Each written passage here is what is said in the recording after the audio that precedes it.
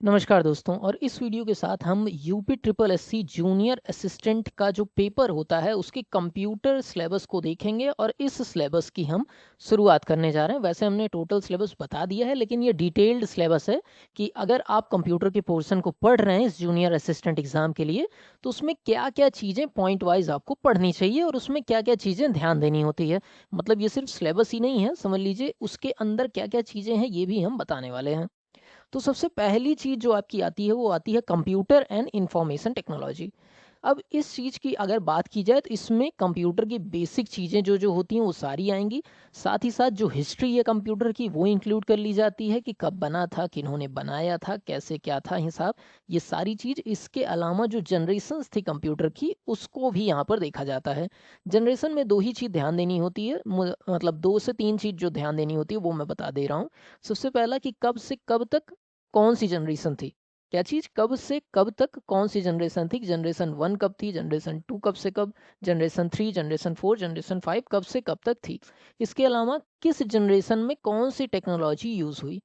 क्या चीज़? किस जनरेशन में कौन सी टेक्नोलॉजी यूज़ हुई। और आखिरी में वो टेक्नोलॉजी इंट्रोड्यूस किसने की, उसके इन्वेंटर कौन थे। ये 3 चीज़ मेनली आपको जनरेशन में पढ़नी होती है। इसी से घुमा फिरा के ही क्वेश्चन पूछा जाता है, पूछा जाएगा। उसके बाद हार्डवेयर और सॉफ्टवेयर की बात आती है। अब इसमें कंपोनेंट से पूछे जाते हैं, कंपोनेंट क्या-क्या होते हैं, ये सारी चीज़ पूछी जाती है कि आपका इनपुट डिवाइस क्या है, आउटपुट डिवाइस क्या है, सीपीयू क्या होता है, सीपीयू के पार्ट्स क्या हैं, ये सारी चीज़ पूछी जाती है। इसके बाद आगे की तरफ बढ़ते हैं और अगला पॉइंट आपका जो होता है वो ऑपरेटिंग सिस्टम होता है। अब ऑपरेटिंग सिस्टम में क्या चीज़ें पढ़नी होती हैं, सबसे पहले ऑपरेटिंग सिस्टम क्या होता है, उसके बाद ऑपरेटिंग सिस्टम जो जीयूआई है वो क्या होता है, सीयूआई क्या होता है, सबसे पहला ऑपरेटिंग सिस्टम कौन सा था, ग्राफिक ऑपरेटिंग सिस्टम कौन सा था, किन्होंने बनाया था, और ऑपरेटिंग सिस्टम की बेसिक बेसिक चीज़ें और क्या-क्या नाम होते हैं, कितने टाइप के ऑपरेटिंग सिस्टम हैं, ये चीज़ यहाँ पर कवर करनी है। इतना कवर कर लेंगे तो इसके बाहर से यहाँ पर क्वेश्चन नहीं आएगा। फिर आता है आपका स्प्रेडशीट। अब स्प्रेडशीट क्या है, इसे आप एक्सेल के नाम से जानते हैं, उसी को स्प्रेडशीट कहते हैं। इसको आपको पढ़ना है कि आपके बेसिक जो काम है एक्सेल में कैसे होते हैं, डेटा को मैनेज कैसे किया जाता है, बेसिक बेसिक टूल, बहुत एडवांस नहीं, साधारण साधारण टूल कैसे यूज़ में आते हैं, और जो बेसिक फॉर्मूले हैं वो पढ़ने होते हैं। आपका स्प्रेडशीट का भी काम चल जाएगा। कुछ क्वेश्चन जो याद करने वाले हैं कि मिनिमम जूम कितना होता है, मैक्सिमम जूम कितना होता है, टोटल कितने मेन्यू होते हैं, कितनी सीट बाय डिफ़ॉल्ट होती है, बाय डिफ़ॉल्ट नेम क्या होता है, एक्सटेंशन क्या होता है। इसके अलावा मतलब मैं डिटेल में तो सब कुछ बताऊँगा ही, कितने कॉलम होते हैं, कितने रो होते हैं, ये सारी चीज़ यहाँ पर पूछी जाने वाली है। फिर बात आती है ईमेल की। अब ईमेल में क्या पढ़ना होता है आपको? ईमेल में जो चीज़ आपको देखनी है, वो आपको बहुत ख़ास चीज़ देखनी है। सबसे पहले ईमेल के कितने पार्ट होते हैं, किस चीज़ से ये सेपरेट हुआ है।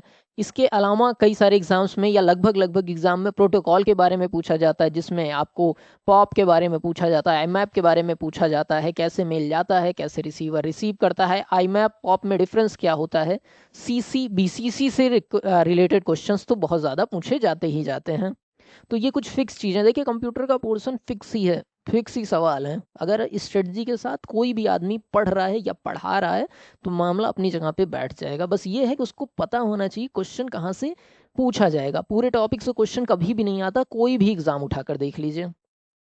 फिर बात आती है सोशल नेटवर्किंग की। अब सोशल नेटवर्किंग में फ़ेसबुक से रिलेटेड चीज़ें पूछी जाती हैं, या तमाम ट्विटर है, कितने कैरेक्टर लिखे जा सकते हैं, या आपके जो बेसिक बेसिक है, लिंक्डइन है, इन सब से रिलेटेड क्वेश्चंस पूछे जाते हैं। साथ ही साथ अपलोडिंग क्या है, डाउनलोडिंग क्या है, ये सब आपको पता होना चाहिए।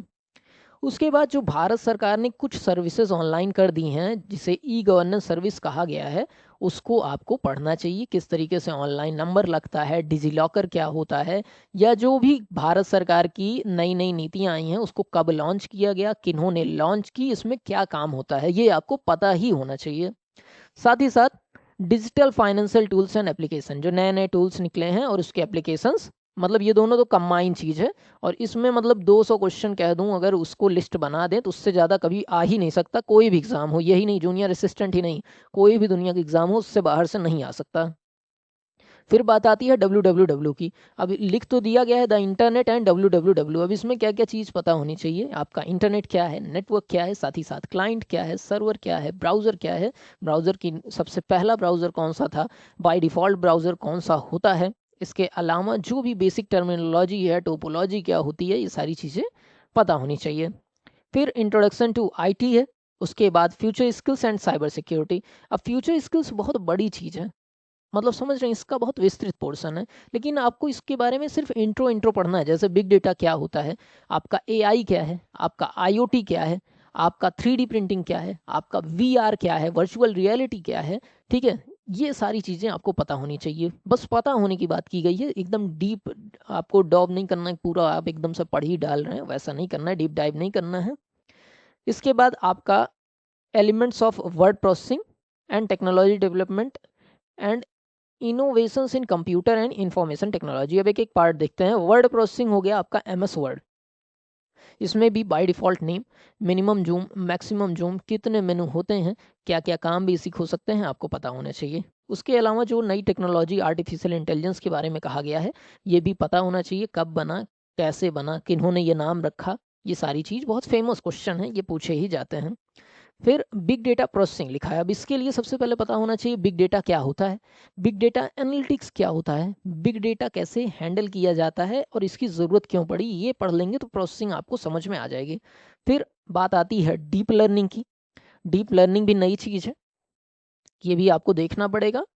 मशीन लर्निंग के बारे में थोड़ी बहुत चीज़ें देखनी पड़ेंगी, फिक्स चीज़ें।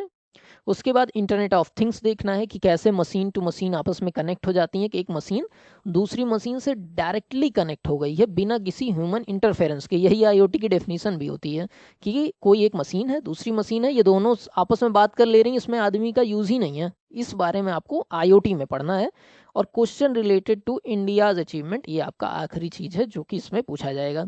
तो ये सिलेबस आपका रहा जो कि मैंने बताया आपको। हो सकता है कुछ चीज़ें आपको ना समझ में आई हों, कुछ चीज़ें नई सुनी हों आपने, या कुछ चीज़ें टफ लग रही हों, या पूरा पेपर भी हो सकता है आसान लग रहा हो। लेकिन एक चीज़ गारंटी दे रहा हूँ, जब सिलेबस शुरू करूँगा और चीज़ों को समझाऊँगा, तो आप सिर्फ क्लास बस ध्यान से देख लीजिएगा, सुन लीजिएगा, फिर भी ना समझ में आए तो आप कमेंट करिएगा कि सर ये मुझे नहीं समझ में आया। मैं गारंटी ले रहा हूँ जिस तरीके से मैंने इस कोर्स को डिज़ाइन किया है, आप कोई पेड कोर्स भी ले लेंगे, कंपेयर कर लेंगे, तो आप समझ जाएँगे किस तरीके का मतलब किस तरीके के कंटेंट मैं आपको फ्री में दे रहा हूँ।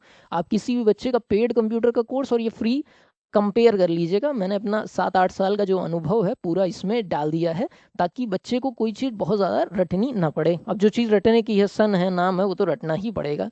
बाकी कोई डाउट हो तो कमेंट में ज़रूर पूछिए, अच्छा लगा हो तो तारीफ़ भी कर सकते हैं। मिलते हैं अगले वीडियो में, तब तक के लिए नमस्कार, जय हिंद।